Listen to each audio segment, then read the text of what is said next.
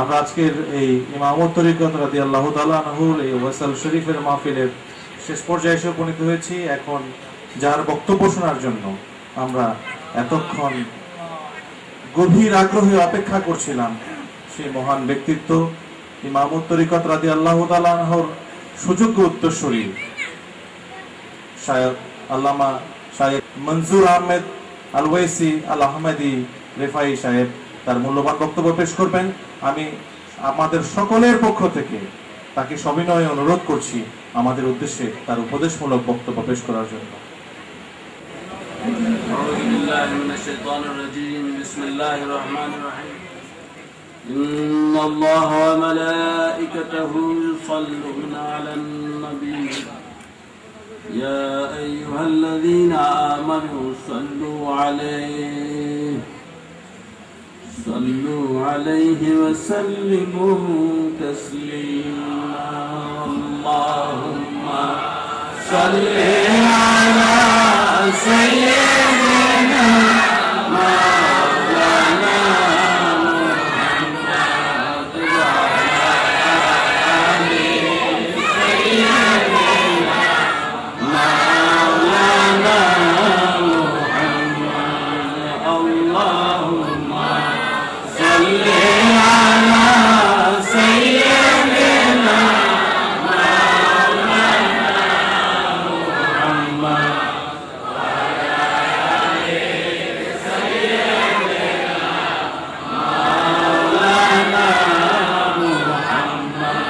وعلى آل سيدنا مولانا. الحمد لله والشكر لله. أزكى الصلاة وسلام لحبيب الله وعلى آله وصحبه ومن والاه في كل لمحة ونفس من كل ذرة عدد علم الله. ইমামত তরিকত রাদিয়াল্লাহু আনহু ওয়াসাল শরীফের মাহফিলে আল্লাহর হাবিব সাল্লাল্লাহু আলাইহি ওয়াসাল্লাম এবং আল্লাহ তাআলার প্রিয়জনদের সমাবেশে আমি আল্লাহর দরবারে শুকরিয়া জানাই। এই মাহফিলে আল্লাহ তাআলা যাদেরকে কবুল করেছেন তারা নিশ্চয়ই ভাগ্যবান। নিশ্চয়ই কোনো না কোনো বিশেষ রহমত, বিশেষ সম্পর্ক আছে। হ্যাঁ, এর মধ্যে যদি কেউ ওই মাপের নাও থাকেন, অন্ধকারে থাকেন, আলোর সাথে যদি চলে এসে থাকেন তাহলে আলোকিত হয়ে যাবেন ইনশাআল্লাহ। আলোর জোয়ারে সব পরিষ্কার করে দেবে ইনশাআল্লাহ। আর আজকের পরে যদি কেউ পরিষ্কার না হয় তাহলে বলবো যে ভাগ্য অত্যন্ত দুর্ভাগ্য। কিন্তু এইটা একটা নাজাতের ওসিলা হতে পারে। আজকের এই আমাদের অবস্থানটা আল্লাহ তাআলার ফেরেশতারা কি ক্যামেরা নিয়ে নাই? আল্লাহর হাবিব সাল্লাল্লাহু আলাইহি ওয়াসাল্লাম কি স্বয়ং আমাদেরকে দেখছেন না? আলহামদুলিল্লাহ। আল্লাহ তাআলা দেখবেন, এটা তো স্বাভাবিক কথা, এটা তো কোনো যুক্তি দরকার করে না। আল্লাহর হাবিব সাল্লাল্লাহু আলাইহি ওয়াসাল্লামের মাধ্যমে সমস্ত সৃষ্টি, তো উনি তো সেই মা স্বরূপ। নবীল উম্মির আরেকটা অর্থ, তিনি আসল, মূল। উম্মে অর্থ এনে উম্মুন থেকে, উম্মুন মানে মা, মূল। তুমি সৃষ্টির মূল। অতএব আমার সম্পর্ক তো থাকবেই, নারীর টান থাকে না? ওই নারীর টান তো আমার থাকবেই, আমি যেখানেই যাই না কেন আমার সাথে আছে। এখানে প্রশ্নটা হলো যে আমি এই দুনিয়ায় পাঠাবার পরে আমি কি বাধ্যগত না অবাধ্য হয়ে গেছি? আমি যদি বাধ্যগত থাকি, আমি যদি বেয়াদব না হই, তাহলে আমার জন্য সমস্ত দ্বার উন্মুক্ত, সমস্ত বুক উজাড় করে আমার জন্য সব রয়ে গেছে দেওয়ার জন্য। আল্লাহর রহমত সব কিছু। আল্লাহ হাবিব সাল্লাল্লাহু আলাইহি ওয়াসাল্লাম হলেন রহমত। আল্লাহ রহমত না, আল্লাহ রহমতের স্রষ্টা, মালিক। আমাদের এই আধ্যাত্মিক যে বিষয় আমরা মনে করি, এই বিজ্ঞান জড় বিজ্ঞান থেকে, পদার্থ বিজ্ঞান জাহিরি বিজ্ঞানের চেয়ে অনেক আগে আগে চলে। ইমাম তারকাতুল্লাহ বলতেন, যেমন রহমত গজবের আগে আগে চলে, আধ্যাত্মিক বিজ্ঞান ইলমে মারিফাত ঠিক তেমনি ভাবে অনেক আগের থেকেই বিরাজমান, শুধু বুঝার ব্যাপার। আমরা টেলিভিশন কবে থেকে দেখতেছি, কানে কবে থেকে শুনতেছি, এই টেলিফোন কখন থেকে শুনতেছি, কিন্তু এগুলো তো সেই আগের কথা ছাড়াও ১,৫০০ বছর আগে ওমর রাদিয়াল্লাহু আনহু কি মিম্বার থেকে সেই দিক নির্দেশনা দেন নেই রণক্ষেত্রে? জি। তো আল্লাহ তাআলা এই কথাটা ইমাম তারকাতুল্লাহ বলতেন যে দেখো, এই বিজ্ঞানীরা কিন্তু একদিন বুঝবে। মারিফাত বিজ্ঞান যা বলতেছে তারা হাজার হাজার বছর পিছিয়ে আছে। মারিফাত বিজ্ঞানীরা অনেক অগ্রসর মান।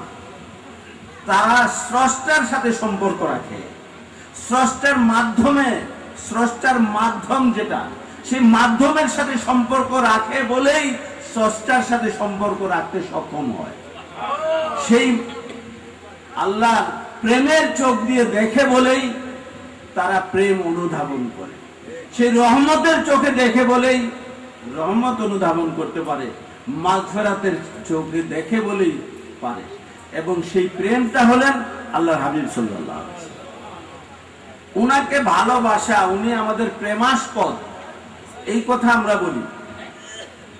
এখানে একটা যে নবী প্রেমী ঈমান, আল্লাহ হাবিব সাল্লাল্লাহু আলাইহি ওয়াসাল্লাম তা বলেন নাই।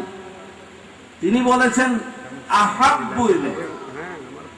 মাকামে একটু আগে কাসিদা পড়তেছিল, তখন কি বলতেছিল না, মাকামে আহাব্বিয়তে আমরা পৌঁছে যাব।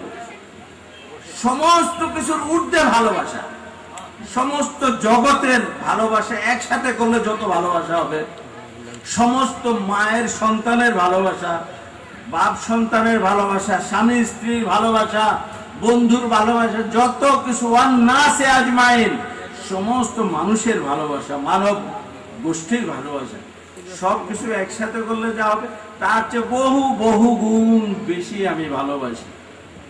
কেন বলবো না? কাসিদার মধ্যে আছে পাগলামি কিছু, এর নাম দেওয়া হয়েছে আশিকি।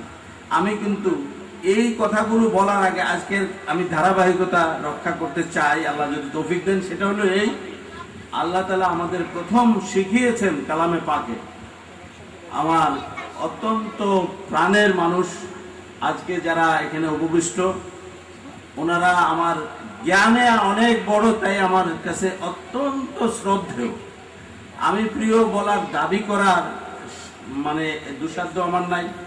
তো আমার শ্রদ্ধেয়, আমার মাথার তাজ ওনারা। আমি ভালোবাসি এক এক ফুলের এক এক সৌরভ, এক এক গন্ধ, এক এক ঘ্রাণ। আমাকে আল্লাহ যেভাবে দেখান আমি সেভাবে দেখতে পাই, তার বেশি তো আর পারবো না। এখানে আল্লাহ হাবিব সাল্লাল্লাহু আলাইহি ওয়াসাল্লামের বংশধর যারা আছেন, আমার সৈয়দ মোহাম্মদ আল হুসাইনি মাদ্দাজিল্লাহ, আমার এবিএমজি কিবরিয়া সাহেব মাদ্দাজিল্লাহ আলী, আমার ডক্টর মোহাম্মদ শামসের আলী সাহেব, মেজর আব্দুল ওয়াহাব ছাড়াও এখানে মৌলানা আজাদি সাহেব, শীষাদার চৌধুরী, এরকম নাম বলে প্রত্যেকের নাম আমার বলতে হবে। কারণ আমার এই বুকের মধ্যে প্রত্যেকের জন্য আলাদা একটা চেম্বার আছে, ভালোবাসার চেম্বার। প্রত্যেককে আমি যার যার খোপের মধ্যে চেম্বারে রাখি। এইখানে একটা বিশেষ চেম্বার, বিশেষ স্থান। আমি সেদিন একটা কথা বলেছি, সেই কথাটা আমি আসতেছি, আমার কত প্রিয় তখন বুঝবেন। আমি এবার ওনাদের ধারাবাহিকতায় আমি যাই। ওনারা বলছেন যে দুনিয়ার রব্বানা আতিনা ফিদ দুনিয়া হাসানাতাও ওয়া ফিল আখিরাতি হাসানা। আল্লাহ আমাদের দান করো দুনিয়ার মঙ্গল এবং আখিরাতের মঙ্গল। এটা আল্লাহ তাআলা কিন্তু একটা শিখিয়ে দিয়েছেন সিস্টেম আল্লাহকে। এই জন্যই কিন্তু আমাদের আজকে যত আলোচনা সবকিছু এই আয়াত শরীফের মধ্যেই কিন্তু একটা দিক নির্দেশনা ছিল, যে গাইডেন্স ছিল যে কিভাবে আলোচনাটা হবে। ফিদ দুনিয়া হাসানাতাও ওয়া ফিল আখিরাতি হাসানাত, দুনিয়ার মঙ্গল আখিরাতের মঙ্গল। নেদা ইসলাম শান্তির ডাক। আমি কিন্তু কথা সংক্ষেপ করা উচিত বলে আমার একটু গুছিয়ে নেবেন আপনারা বোঝার জন্য। আল্লাহ তাআলা এই তৌফিক দিয়েছেন, দুনিয়ায় এই যে সেবা করার মনোভাব দিয়েছেন। এমন ইমামত তরিকত রাদিয়াল্লাহু আনহুর আমার চেয়ে আমি মনে করি যে আমার চেয়ে ভাগ্যবান সন্তান পৃথিবীতে কজন হয়? আলহামদুলিল্লাহ, শুকর আলহামদুলিল্লাহ, ওয়াসসালাতু ওয়াসসালামু আলা হাবিবিল্লাহ। কারণ ইমামত তরিকত রাদিয়াল্লাহু আনহুর আমি সন্তান হতে পেরেছি, এর চেয়ে বড় কিছু আর পরিচয় আমার নাই। ইমামত তরিকত রাদিয়াল্লাহু আনহুর সাথে আল্লাহ হাবিব সাল্লাল্লাহু আলাইহি ওয়াসাল্লামের কি সম্পর্ক ছিল আমার কিন্তু ছোটবেলায় কিছু বোঝার সুযোগ হয়েছে। কোন কোন ঘটনা ইমামত তরিকত কোন দরজা, ওনার সমস্ত তরিকাগুলো হাসিল করা, ওনার পীর কেবলা যিনি লেডি ড্রাগন কলেজের প্রফেসর ছিলেন, প্রফেসর পীর কুতুবুল ইরশাদ আল্লামা আব্দুল খালেক রাদিয়াল্লাহু আনহু সতুরা শরীফের, তিনি বলতেন যে আমার বোরহান আমার চেয়ে বহু তরিকায় বেশি কামালত প্রাপ্ত।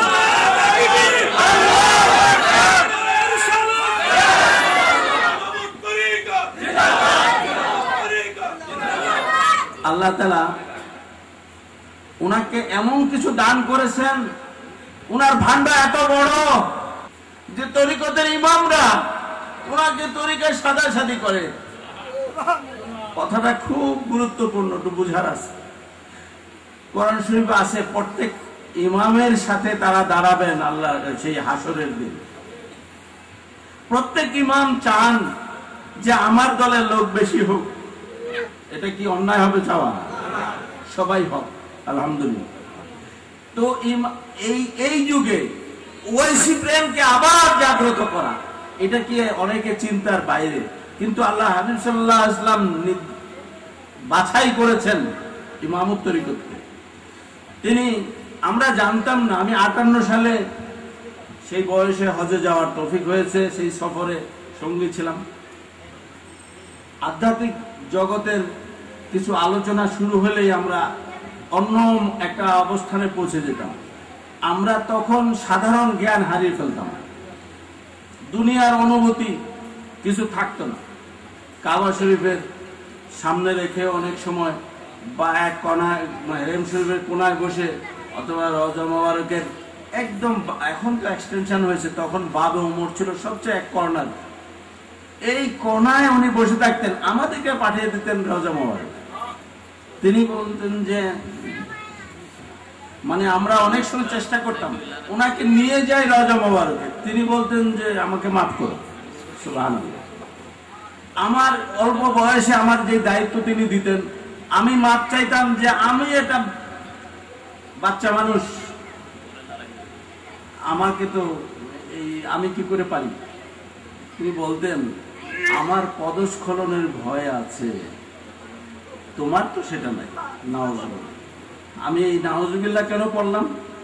যে আমি এই বয়স আর সেই বয়স তো এক না। আমি তখন আমার স্পেন অফ টাইম, আমার জীবনের সময়টা কিন্তু কম ছিল, ভুল ভ্রান্তি কম ছিল। এখন বেশি হয়েছে, অন্যায় বেশি করে ফেলছি, গুনাহ বেশি করে ফেলছি, সেই জন্য আল্লাহর কাছে মাফ চাইছি। তিনি বলতেন যে আমার পদস্খলনের ভয়ে, তিনি মুজাদ্দেদে জামান, উনার পীর কেবলা এক চিঠিতে লিখেন উনাকে আল্লাহ যেন মুজাদ্দেদ জামান করেন, এবং ওয়াইসি তরিকা উনাকে আল্লাহ দান করেছেন। এবং তিনি ওই চিঠির মধ্যে লিখেছেন, জীবনে ওই চিঠিটা আছে, যে যখন উনার যে বার্ষিক মাহফিল হয়, এই বার্ষিক মাহফিলে আল্লাহর হাবিব সাল্লাল্লাহু আলাইহি ওয়াসাল্লাম ওয়াইসুল কারনী রাদিয়াল্লাহু আনহু সহ উপস্থিত থাকেন। এই কোন জগতের কথা? এ আবার কেমন জগৎ? এটি হলো বুঝার বিষয়। এই জগৎ, এই চোখে আমি যা দেখি তাই কি সব? না, কিছুই না, আমি কিছুই দেখি না, আমি চোখ থেকে অন্ধ। এই আল্লাহর ওলিদের যেই জগৎ, এই জগৎ সম্বন্ধে শুধু একটু যাক, আমি জীবনে আমাকে অনেক কিছু আপনারা দোয়া করেন, আমি বলি যে কেউ মদিনার পাগল বলেন, আশিকের রাসূল বলেন। আমি কিন্তু একসময় খুব খেপে যেতাম। আজকেও কথা বলার সময় কেউ কেউ প্রশংসা কথা বললে আমার কিন্তু আব্দুল ওয়াহাব সাহেব উনি আমাকে এরকম ধরে রাখতেছে, মানে আমি যেন প্রতিবাদ না করি, আমাকে ইশারা দিতেছে পাশে বসে। তো আমি কিন্তু মদিনা শরীফে এই কাণ্ডটা করতাম না।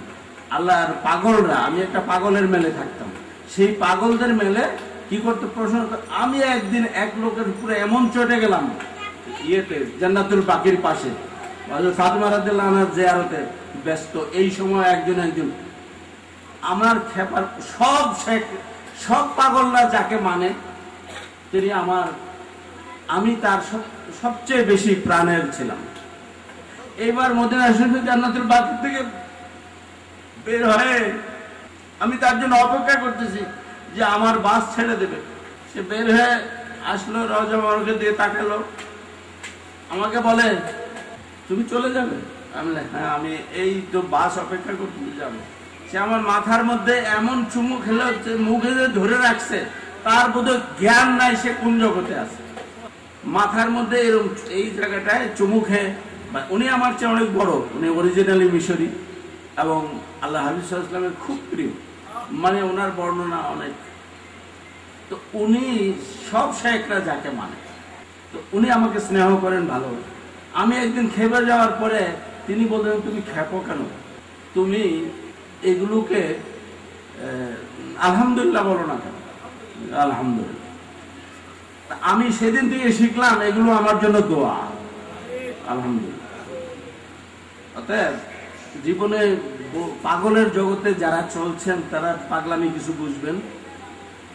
এই জগৎটা, এই পৃথিবীতে বেহেশত আছে, জান্নাত সামনে আছে, আপনার জাহান্নামও সামনে আছে, আউলিয়া কেরাম সামনে আছেন, ফেরেশতার জগৎ আপনার সামনে আছে।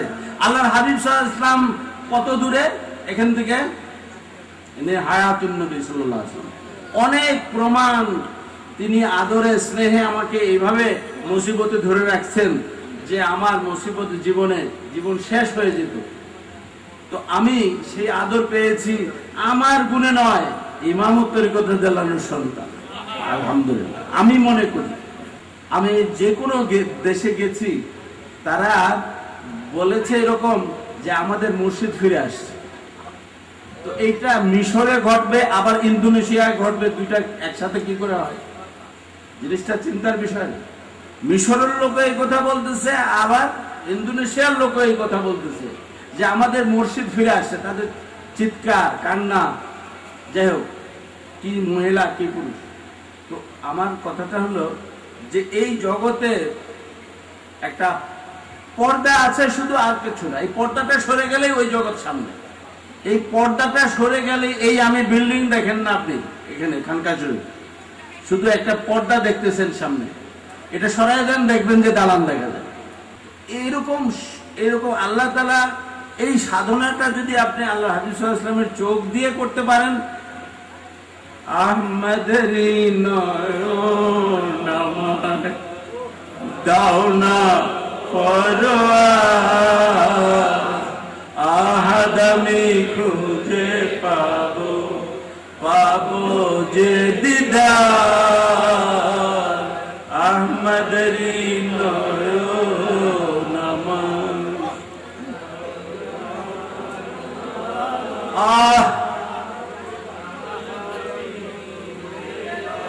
যেই আহমদের সুরত বলা হলো, আহমদের মাঝে মিম আছে, এই মিমটা আল্লাহর হাবিব সাল্লাল্লাহু আলাইহি ওয়াসাল্লাম, এটা থাকবে। এই মিমটা যদি আপনি পাশে একটু আলাদা করে রাখেন তাহলে আহাদ এসে যাবে। আহমদ মিমটা এদিকে রাখেন, তারপরে শুধু দেখবেন এবার আহাদের সুরত। এইটা কোনো মানুষের ধারণা করার ক্ষমতার ঊর্ধ্বে। একমাত্র আল্লাহর বন্ধুকে সৃষ্টি করা হয়েছে সেই গুণে গুণান্বিত করে। এখন কেউ যদি আহাদের খবর রাখতে চায়, দেখতে চায়, শুনতে চায়, বুঝতে চায়, তাহলে ওই চোখ লাগবে, ওই কান লাগবে, ওই অন্তর লাগবে। কিভাবে সম্ভব? এই অন্তরের সাথে কানেকশন লাগান ইনশাআল্লাহ। কানের সাথে কান মোবারকের সাথে কানের সম্পর্ক লাগান, শুনবেন ইনশাআল্লাহ। এই যে কালাম, কত বড় কথা, এই কালামের শেষ নাই। আল্লাহর আউলিয়াদের সাথে যেই কালাম হয়, আপনি যখন সেজদাতে যান দুইটা হাত এমন ভাবে রাখবেন যে ডাইনও দেখা যায় না, বাঁও দেখা যায় না। আপনি একা আপনার আল্লাহকে, আমার আল্লাহকে না, আপনার আল্লাহকে আপনি এইবার কাছে নিয়ে বলেছেন, এবার কাছে পেয়ে গেছেন, এবার মেরাজ হয়ে যাক, এবার কথা বলেন যত ইচ্ছা। এটা হলো আলাদা জগৎ। এখানে বসে আল্লাহ হাবিব সাল্লাল্লাহু আলাইহি ওয়াসাল্লাম অনেক সময় বলতেন, তুলনার প্রশ্ন নাই, কিন্তু তার কথা মোবারক থেকে আমাদের জানতে হবে যে আসল বিষয়টা। তিনি বলতেন, আমার মাঝে মাঝে ইচ্ছা করে যে বেহেশতের আঙ্গুরগুলো এরকম নিয়ে তাদেরকে বিলিয়ে দেই, হ্যাঁ, মদিনার ছেলে পেলেদের বিলিয়ে দেই। বাচ্চাদের আদর করে না মানুষ, আল্লাহ হাবিব সাল্লাল্লাহু আলাইহি ওয়াসাল্লাম এতিমদের যেমন আদর করতেন, বাচ্চাদেরও আদর করতেন। তো তিনি বলতেন যে আমার ইচ্ছা করে বেহেশতের আঙ্গুরগুলো এইভাবে হাত মোবারকে ভাবে উঠিয়েছিলেন, এতটুকু। এর অর্থ আঙ্গুর গাছের বেহেশতের আঙ্গুরগুলো কিন্তু থোকা এই জায়গাটায়, এই হাতের নাগালের মধ্যে। মদিনার বাচ্চাদের আমি বিলিয়ে দিই। অতএব আল্লাহ হাবিব সাল্লাল্লাহু আলাইহি ওয়াসাল্লামের মাঝে মিশে যেতে হবে। এই বিজ্ঞান, এই শুধু এখানে প্রয়োজন না, একটু পরেই লাগবে কাজে। সবার ভাষা আরবি, সবার ভাষা আরবি। কবরে যান আরবি, কবরে কে না যায়? পানিতে ফেলেন, আগুনে পোড়ান, বা প্লেন ক্র্যাশ হোক, বা যে কোনো অবস্থায় হোক, নিশ্চিহ্ন হয়ে গেছে, তারপরও তার জন্য পর্দার জগতে একটা ইন্টারভিউর ব্যবস্থা আছে। এই ইন্টারভিউটা হবে, সেখানে আল্লাহর হাবিব সাল্লাল্লাহু আলাইহি ওয়াসাল্লাম তশরিফ আনেন, এই কথার প্রয়োজন না। আমার বয়স তখন 12-13। আমার উস্তাদ যারা সম্মানিত, ওনাদের কাছে শুনতাম আল্লাহর হাবিব সাল্লাল্লাহু আলাইহি ওয়াসাল্লাম মিলাদ শরীফের মাহফিলে আসেন। আমি এটা ভয়ানক আপত্তি তুলতাম ওই বয়সে, যে আল্লাহ হাবিব সাল্লাল্লাহু আলাইহি ওয়াসাল্লাম আসেন, তশরিফ আনেন, এই কথা কেন বলেন? আমরা সবাই ওনার সামনে আছি, আলহামদুলিল্লাহ। একটা এই যে আমরা চিত্র দেখলাম, এই যদি একটা অণুর অবস্থানের মধ্যে হয়, একটা অণুর মধ্যে এই অবস্থান হয়, তাহলে আল্লাহ হাবিব সাল্লাল্লাহু আলাইহি ওয়াসাল্লাম দূরে, এই কথাটা কেন উঠবে? উনি তো নূর, নূর কোনোদিন দূর হতে পারে না। আর উনি কোন নূর? প্রেমের নূর সর্বপ্রথম। এইটা হলো প্রথম পরিচয়। আমরা কিন্তু প্রেমের নূর পরিচয় জানি না বা দিতে পারি না। তারপরে হলো তিনি হলেন দয়ার নূর, রহমতের নূর। এর সাথে আসবে মাগফিরাতের নূর, অন্যান্য। আর তার আসল পরিচয়গুলো আমাদের জানা দরকার।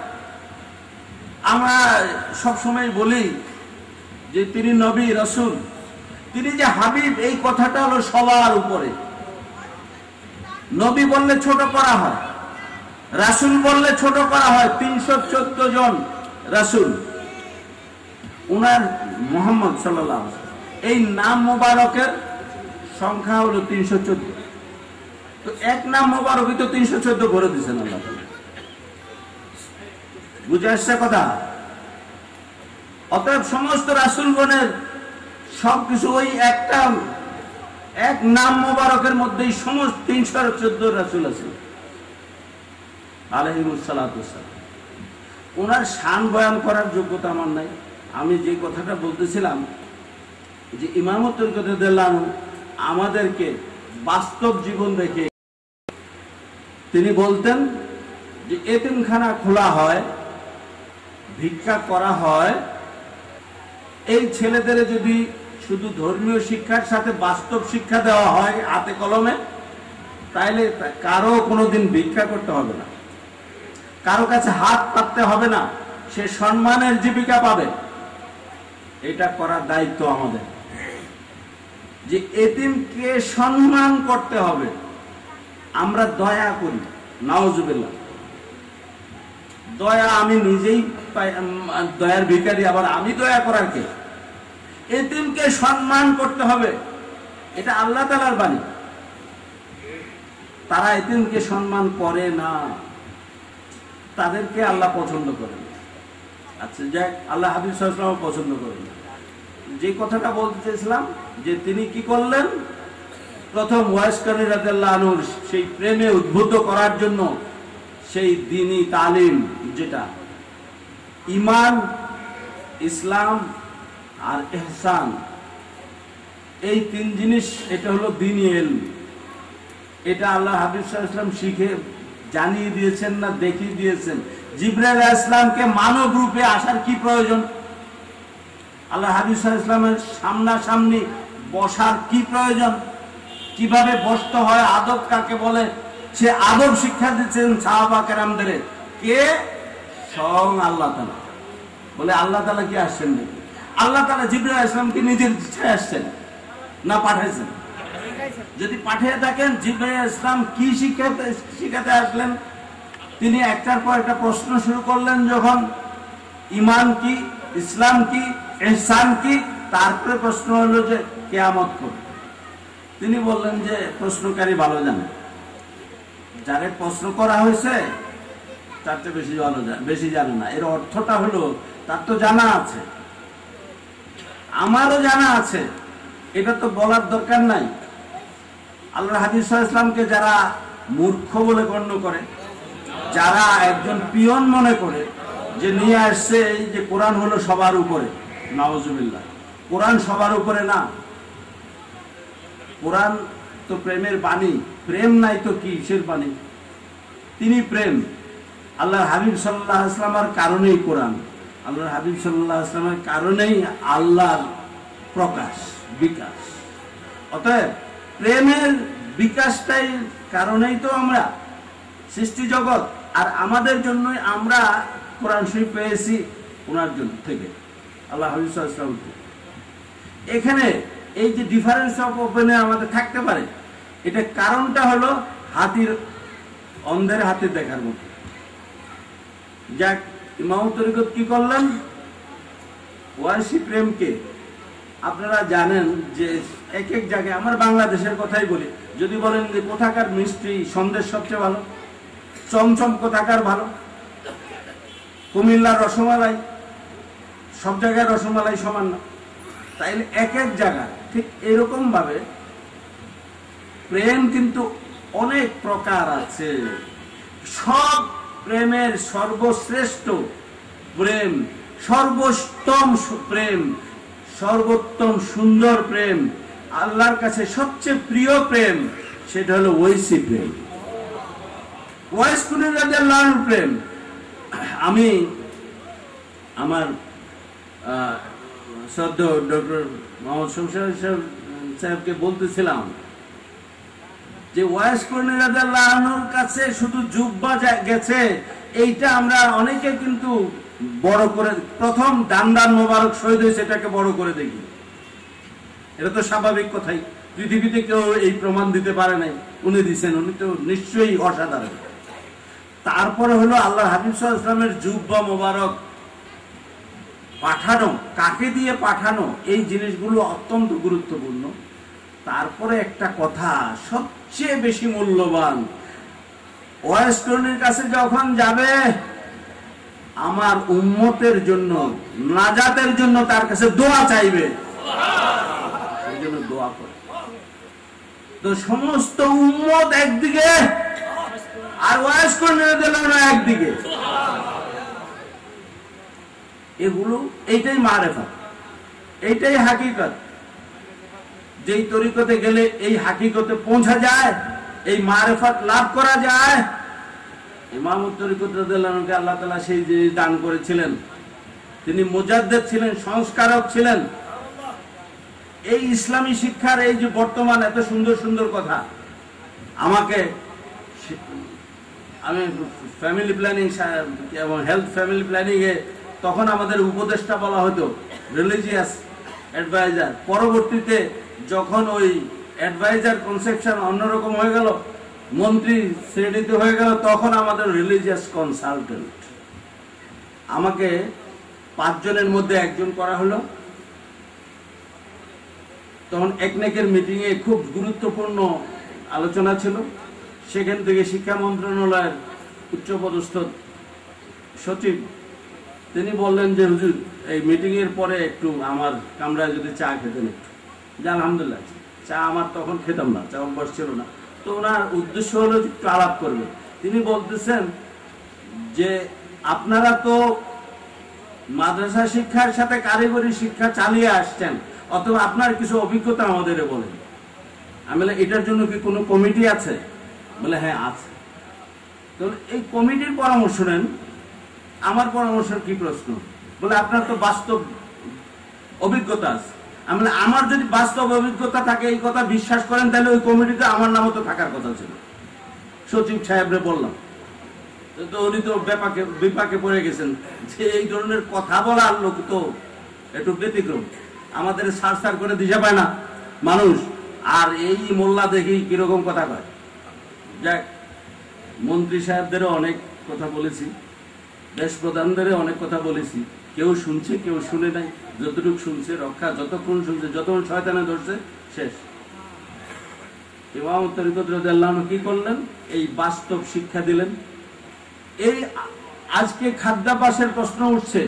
৭৬ সালে আমি সেই সাহেবের জিজ্ঞেস করলাম যে আশিকুর নবী হাবিবুর রহমান, হ্যাঁ হাবিবুর নবী আশিকুর রহমান, ওনার নাম ছিল, ডিসি ছিলেন কুমিল্লার, এরকম। আচ্ছা, ওই সময় আমি চিটাগাং থেকে, আমার একটা অভ্যাস ছিল, আমি কুমিল্লায় ড্রপ করে আর ডিসি সাহেব, এসপি সাহেব ওনাদের সাথে দেখা করে আসতাম। ওনারা কেন জানি ভালোবাসতেন। যে আমি যেতেছি রিক্সায়, তো ওই পিয়নটা বলছে ডিসি সাহেবের বাংলো ঘেরাও, কয়েক হাজার লোক। তবে কি ব্যাপার আল্লাহ জানে। দেখি দৌড়ে আসতেছে পিয়ন দুটা, তারপরে এই লোক ফাঁক করে আমার রিক্সা নিয়ে গেল একবারে গেটে। বলে হুজুর, আল্লাহ আপনাকে পাঠাইছে এই সময়। বলে আলহামদুলিল্লাহ। কি সমস্যা কি? বলে এই আলু চাষি সব আলু পচে যেতেছে, এমন কিছু করতে পারতেছি না আমরা, এই জন্য। আমি এইটা সমস্যা, ইনশাল্লাহ সমাধান হয়ে যাবে। বলে কি করে? আমি আচ্ছা, আল্লাহ তৌফিক দিলে হবে ইনশাল্লাহ। কি বললাম আমি? বলে আচ্ছা আমি একটু, আমার কথা তো শোনে না। আমি বলে এটা স্বাভাবিক কথা। আচ্ছা আমি বলি, আপনি আমার সাথে থাকেন। ডিসি সাহেবের সহ আমরা দরজায় দাঁড়ালাম, চাষিদের বললাম যে ইনশাল্লাহ এই আগামী সপ্তাহে অমুক দিনে এই হবে, আলুর উপর সেমিনার হবে, আপনারা সবাই উপস্থিত থাকবেন, ইনশাল্লাহ আলুর সমস্যার সমাধান হয়ে যাবে, আপনারা চিন্তা করবেন। আমি এসেই পটেটো রিসার্চ ইনস্টিটিউট, এই জয়দেবপুর, সবার সাথে যোগাযোগ দেখলাম যে কুমিল্লার চাঁদপুরের মানুষ, ডিরেক্টর, উনি খুব খুশি হলেন আমি এই লাইনে কেন। আচ্ছা যাক, ওনার বাসায় গেলাম। তারপরে বলে যে ইন্টারন্যাশনাল পটেটো রিসার্চ ইনস্টিটিউটের সেই মানে চেয়ারম্যান যিনি, উনি বাংলাদেশেই আছেন। আমি আলহামদুলিল্লাহ, ঠিক আছে, ওনার সাথে দেখা করবো, কথা বলবো। তো বললাম, এবং উনি ফিল্ম কি বলে এগুলারে, প্রজেক্টার, সব কিছু নিয়ে কুমিল্লা চলবে। ডিসি সাহেব কয় যে হুজুর এই আলুর উপরে কে আলোচনা করবে? আমি করব। আশ্চর্য হয়েছে যে হুজুর তো বললাম মানুষ, মাওলানা হুজুর পীর সাহেব মানুষ, উনি আলুর উপরে কি আলোচনা করবে? আমি নিউট্রিশনের উপরে ইউনিভার্সিটিতে একটু কিছুটা জানার চেষ্টা করছিলাম। যাই হোক, তারপরে গেলাম। আমি যাওয়ার পরে হুজুর আপনি আসছেন, এইটা আমার শান্তি, কালকে তো অনুষ্ঠান। তো আমি বললাম, টেলিফোনে কিন্তু যোগাযোগ হয়, 80 প্রকার খাবার এক্সিবিশনের ব্যবস্থা করা হলো। আর আলোচনার যে ব্যবস্থা, এই আলোচনার মধ্যে আমার হঠাৎ মাগরিবের সময় খেয়াল হলো আমার এক নাতিন জামার বাসায় উঠছি, আমার খেয়াল হলো যে একটা জারি গান দরকার এই সময়। আমি ডিসি সাহেবের বললাম যে আপনার এরকম কোনো ব্যবস্থা আছে কিনা, জারি গান আলুর উপরে। হয়তো এটা অবাস্তব কথা, কোনো এটা তো সম্ভব না। আমি বললাম যে আচ্ছা চিন্তা করেন না, আমি দেখি। আমি ওই নাতি গানের মাস্টার ডাকাইলাম, আমি তারে বলো আমার সাথে গাইতে, লিখলাম সাথে সাথে। তার এখন দেখি যে মাস্টারও এ জানে বি জানে না, এমন মাস্টার। তখন কি করি, তো নিজেই সুর টেপ করলাম, গাইলাম, রেকর্ড করলাম। তারপরে সেমিনারে যে সেটা ইন্টারভেল যখন আলু খাওয়ানো হচ্ছে সবাইকে, তখন এটা বাজাতে শুরু হলো। এর আগে তো আমার লেকচার শেষ। তো কথাটা কি ছিল, ওনাদের কথা হলো ভাতের সাথে আলু, আমার কথা ছিল যে না, ভাত রেখে আলু। কোল্ড স্টোরেজের কোনো প্রয়োজন নাই, শুধু 15 দিন যদি আলু খায় এই জাতি, এই সবগুলা মুখ যদি 15 দিন আলু খায়, তাইলে কোল্ড স্টোরেজ লাগবে না এই দেশে। কি 15 দিন আলু খেলে কি স্বাস্থ্য নষ্ট হয়ে যাবে? তখন আমি নিজের মানে আল্লাহ তৌফিক দিলেন, আল্লাহ হাবিব সাল্লাল্লাহু আলাইহি ওয়াসাল্লাম কদম মোবারক বলছিল, আসুন আমরা সবাই ভাত রেখে আলু খাই, আসুন আমরা সবাই ভাত রেখে আলু খাই।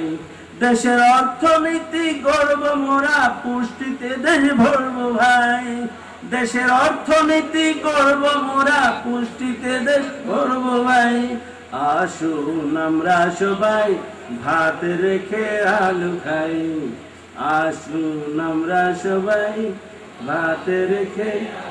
কৃষি বিজ্ঞানীরা বলে আলু 10 গুণ বেশি ফলে, কৃষি বিজ্ঞানীরা বলে আলু 10 গুণ বেশি ফলে। তাহলে ধানের বদলে আলু বেশি ফলাই, তাহলে ধানের বদলে আলু বেশি ফলাই। আসুন আমরা সবাই ভাত রেখে আলু খাই। শর্করা আমিষ ভিটামিন এক আলুতে ফলায় জমিন। আলু খেলে কেউ কোনোদিন মোটা হবার ভয় যে নাই।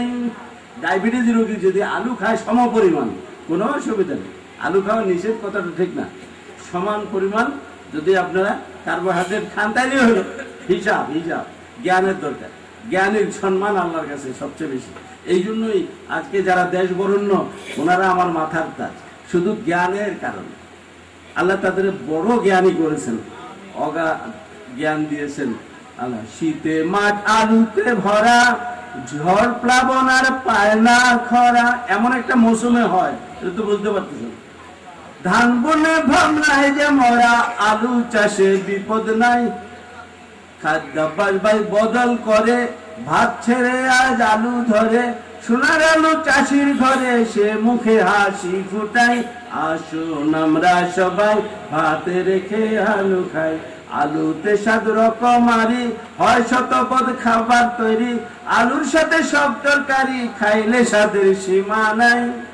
আসুন আমরা সবাই ভাত রেখে আলু খাই। ডাকে নেদায় ইসলাম, দেশবাসীরে জানায় সালাম। মুছাতে দরিদ্র দেশ নাম বাংলাদেশ, জুড়ি তলা ছাড়া একটা জুড়ি, তাই না? মুছাতে দরিদ্র দেশ নাম, চলো পুষ্টি অভিযান চালাই। আসুন আমরা সবাই ভাত রেখে আলু খাই। আমার শ্রদ্ধা আলু হোসেনী সাহেব এই একটু ইঙ্গিত দিয়েছিলেন এই ব্যাপারটা। তো এইটা তখনকার ক্যাসেট প্রতিটি কৃষি মেলায় অনুষ্ঠান মানে চলতো, প্রত্যেক সারা বাংলাদেশে কৃষি মেলা হতো এবং তখন এই ক্যাসেটটা বাজানো হতো। আলহামদুলিল্লাহ। তো এই যে এটা আমি বলবো নেদা ইসলাম, আমি মঞ্জুর আহমদ না, মঞ্জুর আহমদের প্রশ্ন না। এবং দিল কি একটা, তারপরে যে কুমিল্লা ফাউন্ডেশন থেকে গোল্ড মেডেল দিল। তো এটা আমার ব্যক্তি হিসাবে না, এটা নেদা ইসলামের সেবা। যাই হোক, তারা কিন্তু সেবক হিসাবেই কথাটা বলছিল। আলহামদুলিল্লাহ। আমার কথা হলো, দুনিয়ার মঙ্গল ছাড়া হাইয়া আলা সালাহ হাইয়া আলা ফালার যে আলোচনা আমরা শুনলাম, এই কল্যাণের দিকে হাইয়া মানে দৌড়ে আসো, তাল মানে আসো, যারা আরব দেশে ছিলেন, আরবি জানেন না, শুধু আরব দেশে ছিলেন তারাও জানেন। তাল আসো, হাইয়া হাইয়া, জলদি আসো জলদি আসো, কল্যাণের জন্য জলদি আসো। হাইয়া আলাল সালাহ, হাইয়া আলাল ফালাহ। সালাহ কি? ফালাহ। সালাতেই কল্যাণ, সালাত আহ্বান। এখানে কিন্তু আমরা যখন মুনাজাতটা করি, এই মুনাজাত করতে দেয় না অনেক। নিয়ম হলো আজানের পরে দরুদ শরীফ পড়া, সালাত সালাম করা, তারপরে সালিল ওয়াসিলা, ওসিলার দোয়া পড়া। কি ওসিলা? আল্লাহুম্মা রাব্বা হাযিহি দাওয়াতিত তাম্মাহ ওয়াস সালাতুল কায়িমা আতি সাইয়্যিদিনা মুহাম্মাদিন ওয়াসিলাতা ওয়াল ফাদিলা ওয়াদ দারাজাতার রাফিয়া ওয়া বা'সুল মাকামুল মাহমুদুল্লাযী ওয়া'দ। আল্লাহর সাথে বন্ধুর ওয়াদা হয়েছে। ওয়া বা'সু মাকামাম মাহমুদা, সেই প্রশংসিত স্থানের যেটা তোমার সাথে আল্লাহ, তোমার সাথে তোমার বন্ধুর ওয়াদা হয়েছে, সেই জিনিসটা দিয়ে দাও বন্ধুরে। ওয়াদা হয়েছে এই কথাটা কে জানেন? আমি কি ছিলাম কোন সময় ওয়াদা হয়েছে? আল্লাহর সাথে আল্লাহর বন্ধুর ওয়াদার সময় আমি উপস্থিত ছিলাম, কিন্তু আমার দ্বারা বলাই নিতেছে, সবাইকে দিয়ে বলাচ্ছে যে বলো তোমরা আল্লাহর সাথে আল্লাহর বন্ধুর ওয়াদা, আল্লাহর বন্ধুর সাথে আল্লাহর ওয়াদা হয়েছে, সেই মাকামে মাহমুদার জন্য পৌঁছে দেয়। এর অর্থ কি? আল্লাহর হাবিব সাল্লাল্লাহু আলাইহি ওয়াসাল্লামের জন্য মাকামে মাহমুদ আছেই, যে দোয়া করবে সে ওই ভাগী হবে, আমরা তখন সাথী হয়ে যাব ইনশাআল্লাহ। নবী তো দুলহান হে, উম্মতি সব বারাতি। আল্লাহর একজন মস্ত বড় ওলি, আমাদের শায়খ শায়খুল মাশায়েখ, তার সম্বন্ধে আমি একজনের কাছে প্রশ্ন করছিলাম। ফিলোসফি ডিপার্টমেন্টের চেয়ারম্যান ছিলেন ডক্টর সৈয়দ আব্দুল হাই সাহেব, আমার নানা যান, নানা ডাক্তার ওনাকে। ওনার বড় ভাইকে প্রশ্ন করলাম, তিনি এই উত্তরটা দিলেন যে আল্লাহর ওলি, আল্লাহ হাবিব সাল্লাল্লাহু আলাইহি ওয়াসাল্লামের পরিচয়টা এভাবে দিতে জানে, তিনি পথভ্রষ্ট, নাউজুবিল্লাহ। আজকাল ওই টেলিভিশনে বললেই তারা পথভ্রষ্ট হয়ে যাবে, অলিদের বিরুদ্ধে বললেই অলিদের কাছ থেকে দূরে থাকতে হবে। হ্যাঁ, আমার তেমনি একজন আপনজন প্রাক্তন সচিব আজহারুল ইসলাম সাহেব বলতেছিলেন ৭২ দল, এটা বনি ইসরায়েলের মধ্যে ছিল। আল্লাহ হাবিব সাল্লাল্লাহু আলাইহি ওয়াসাল্লাম বনি ইসরায়েলের মধ্যে ৭২ দল হবে, আমার উম্মতের মধ্যে হবে ৭৩ একটা হবে জান্নাতি, আর বাকি ৭২টাই হবে জাহান্নামী। এই যে ৭২, আমি যদি ৪ রাস্তার মোড়ে দাঁড়াই, বিদেশে যারা গেছেন বুঝেন, যে রাস্তা চিনি না, আমরা তো ম্যাপ দিয়ে চলি, ৭২টা রাস্তা গেছে, আমি এমন মোড়ে দাঁড়ানো আছে। এখন কি করে বুঝবো যে কোন রাস্তাটা সঠিক? আর সব রাস্তায় মাশাআল্লাহ একটা গুণ আছে, কি সব রাস্তায় মাশাআল্লাহ টুপি আছে, দাড়ি আছে, পাগড়ি আছে, হ্যাঁ, আলখেল্লা আছে, আরো কত কিছু আছে, রং ঢং আছে। তাহলে সব রাস্তায় যদি থাকে, আমি এখন ধাঁধা খাওয়ার তো অবস্থা, বোকা বলে গেছি। এখন একমাত্র পথ হলো যে ওই যে গায়েবী সাহায্য যদি না আসে, যেই চোখ আমি দেখি না, যেই হাত আমি দেখি না, যেই হাত সর্বত্র প্রসারিত, রাহমাতুল লিল আলামিন সাল্লাল্লাহু আলাইহি ওয়াসাল্লাম, সমস্ত সৃষ্টির জন্য, শুধু মানুষের জন্য নয়, জিনের জন্য নয়। আপনারা একজনকে সমাজে চিনবেন, অনেক সময় বাংলা বিভাগে, ডক্টর রফিকুল ইসলাম। ওর বোন ছিল ভয়েস অফ আমেরিকায় মাসুমা খাতুন, ওর বাবা ছিলেন ইমামুত তরিকতের মুরিদ। উনি পেয়েছেন 10 বছর ইমামুত তরিকতের, আর আমার সাথে ছিলেন 30 বছর। উনি, আমি তখন শেখ বোরহানুদ্দিন কলেজ, নাজিমউদ্দিন রোডে, তখন এত বড় বিল্ডিং হয় নাই, আউট হাউস, একটা ছোট কামরা, এক কামরার একটা ঘর ছিল, আমি ওই ঘরে ছিলাম। তিনি আসলেন সকালবেলা, এসে বলেন, এটা সবসময় উনি করতেন, এই বুতামটা খুলে এই বুকটা এরকম পাইতে দিতেন, মানে এর অর্থে একটা ফু দেন, মানে আমার সিনাটা খুলে যাক। আমি তো কিছুই নূর, কিছুই বুঝি টুঝি না, আমি তো খালা বুঝি না, কিছুই বুঝি না, আমারও গায়ে হবে কি? উনি এমনি প্রফেশনে ডাক্তার ছিলেন, রেলওয়েতে চিফ মেডিকেল অফিসার হিসাবে রিটায়ার করছেন। দরজাটা খোলা ছিল, এমন সময় একটা ছেলে, এই ঘর আর ওই বিল্ডিং, এই দুই ঘরের মাঝখান দিয়ে রাস্তা, ওই এলাকার লোকরা আবার গরুও চড়ায়। তো একটা ছেলে গরু নিয়ে যাইতেছে, এমন সময় ডান দিকে একটা পেঁপে গাছ ছিল, পেঁপের চারা, ওই একটা ডালা ধরে এরকম একটা টান মারছে, বা সাথে সাথে এটা তো ছিঁড়ে গেছে। উনি এখান থেকে চিৎকার করে উঠলেন, এই করলি কি করলি কি।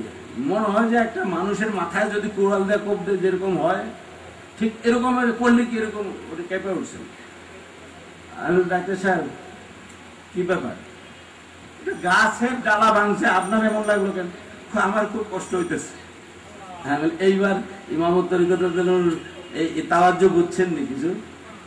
গাছটা ডালা ভাঙছে, আপনার কষ্ট লাগে, আপনার অংশ এই গাছটা।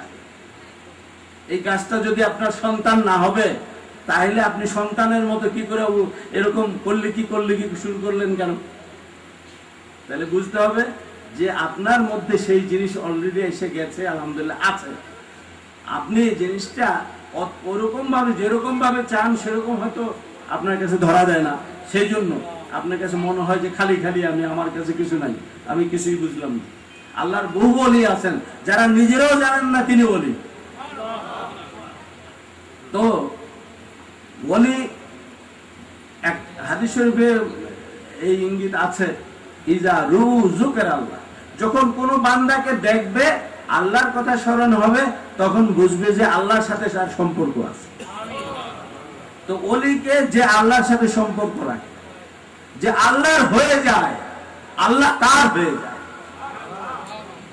এই জন্যই ডক্টর শমসের সাহেব বলেন, ওই যে জিনিস এখানে আল্লাহর ওলি কথা বলে না, এই জবান ওই অলির জবান না।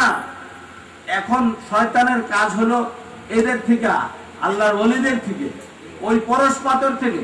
ইমামত তরিকতের বলতেন, তোমরা জানো যে পরশ পাথরের সাথে ঘষা খেলে লোহার সোনা হয়ে যায়।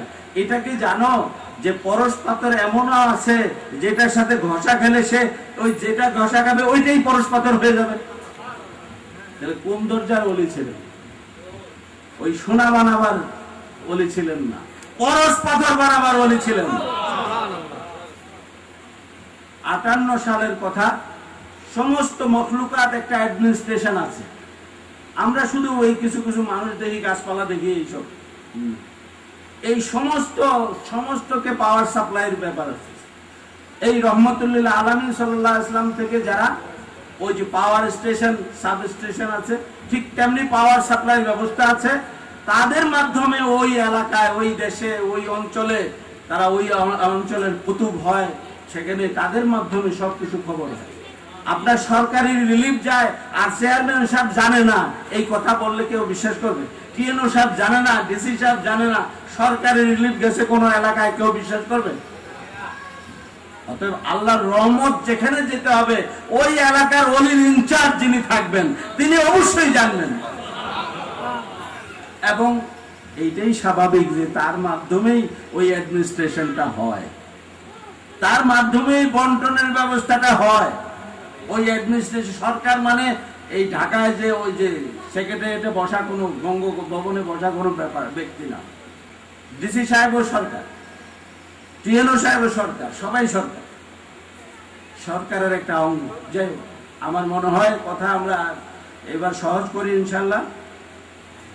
যারা এই ওসিলা বিশ্বাস করেন না, যারা তাবাররুক বিশ্বাস করেন না, তাদের সাথে ঝগড়া করবেন না। এই বর্তমানে আমি কয়েকদিনের ঘটনা জানি, ব্রাহ্মণবাড়িয়াতে তারা মসজিদে এই ইমানের দাওয়াত এইসব নিয়ে ঝগড়া করতে করতে বহু জোর খাটাবার চেষ্টা করতেছে, মারামারির চেষ্টা করতেছে। জোর করে তারা ঢুকবে, হাজার হাজার লোক নিয়ে আসতেছে। এক এলাকার সেখানে একজন বৃদ্ধ বললেন, একজন আলেম ওই কথাটা বললেন যে আপনারা সতুরা শরীফের কুতুবুল ইরশাদের নাম শুনেছেন? জি হ্যাঁ শুনেছি। তো যদি শুনে থাকেন, এরকম আরো দরবার আছে আউলিয়া কেরামের, হযরত বাবা শাহজালাল রাদিয়াল্লাহু আনহু আছেন, খাজা মঈনুদ্দিন আজমিরি সিন্ধি, বড় পীর আব্দুল কাদের জিলানী রাদিয়াল্লাহু আনহু আছেন, ওনাদের নাম শুনেছেন, ওনাদের মানেন, জানেন? বলে হ্যাঁ জানি। তাইলে এরা যারা ওলিদের বিরুদ্ধে, তাইলে তাদেরও একটা দল আছে, থাকবেই। আপনারা কোনটা মানবেন? বলে না, আমরা ওলিদের সাথে থাকবো। আলহামদুলিল্লাহ। তো এই যে কথা, ওলিদের সাথে কেন থাকতে হবে? যে তারা তো আল্লাহর ওলি, তারা আল্লাহর সাথে সম্পর্ক রাখে বলে আমি তার সাথে সম্পর্ক রাখি। আমি একজনকে ঘৃণা করব তো আল্লাহর কারণেই ঘৃণা করব, একজনকে ভালোবাসবো তো আল্লাহর কারণেই ভালোবাসবো, যে আল্লাহর সৃষ্টি। সে কি মানে ইমানদার কি না এটা পরের কথা, আমি বর্ণ ধর্ম নির্বিশেষে আমি তার সেবা করব, এটার প্রথম কাজ।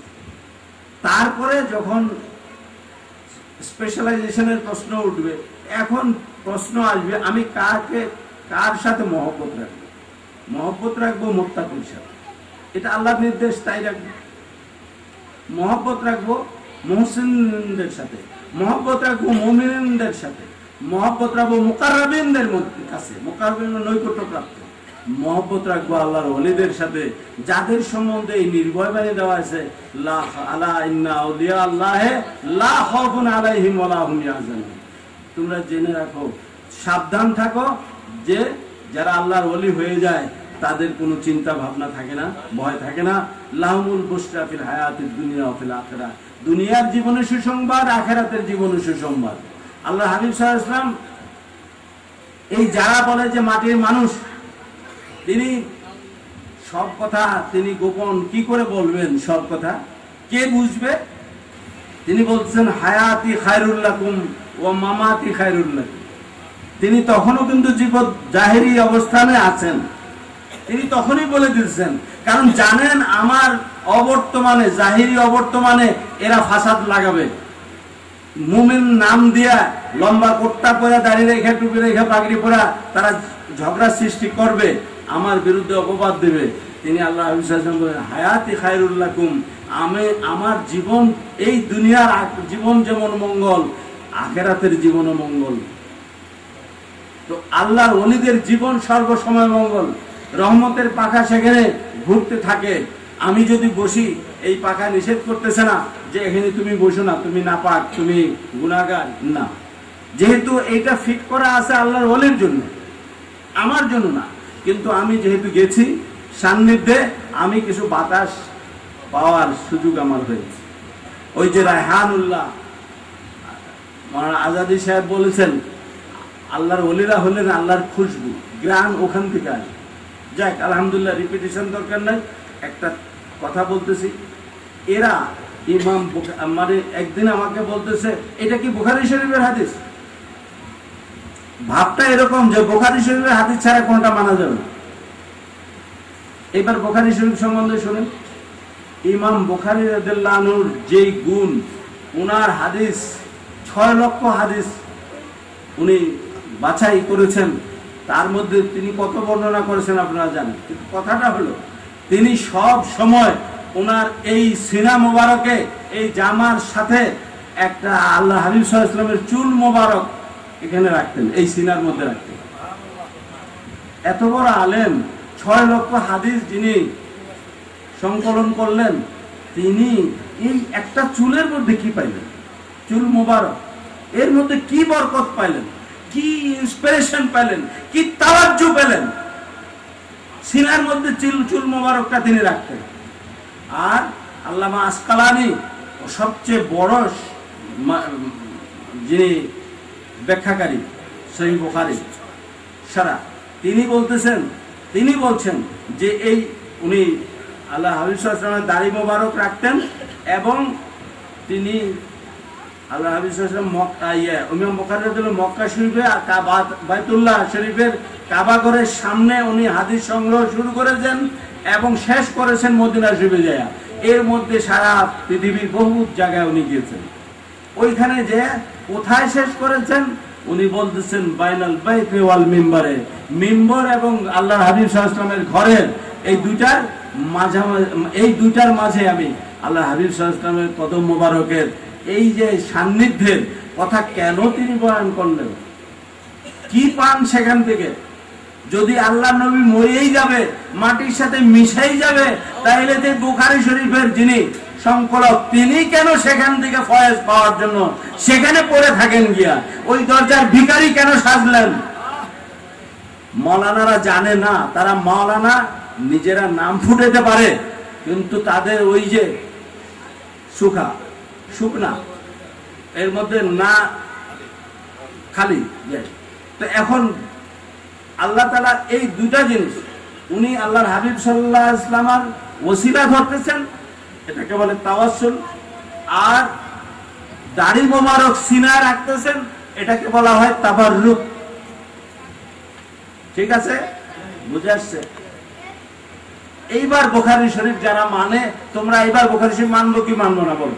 ওনার আকীদা ছিল যে দাড়ি মোবারক থেকে আমার ফয়েজ আসতেছে।